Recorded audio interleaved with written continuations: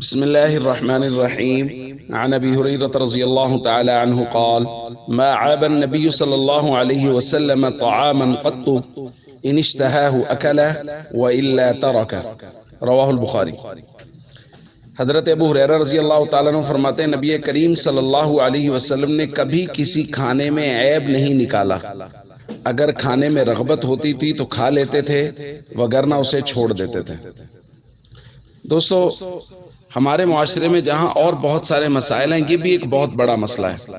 شادی بیاہ کے موقع پہ کچھ لوگ جائیں گے، کھانا کھائیں گے اور کھانے کے بعد اس میں بیسیوں عیب نکال کے آئیں گے۔ یہ مسئلہ تھا، مرچ کم تھی، زیادہ تھی، نمک زیادہ تھا۔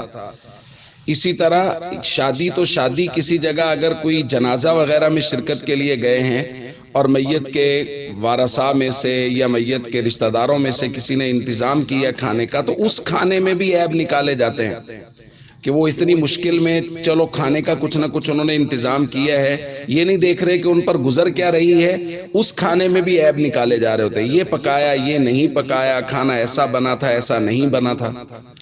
تو اس لیے کھانے میں اللہ کے نبی صلی اللہ علیہ وسلم نے کبھی عیب نہیں نکالا۔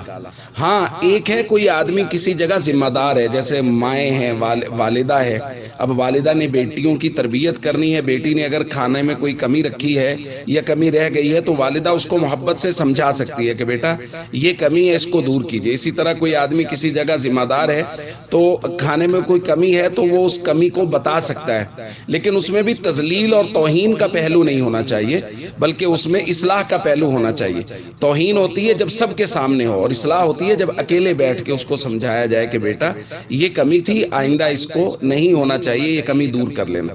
اس لیے ہمیں اس بات کا بہت خیال رکھنا چاہیے کہ کسی کی بھی دل آزاری نہ ہو، کسی کی بھی حوصلہ شکنی نہ ہو۔ السلام علیکم ورحمۃ اللہ وبرکاتہ۔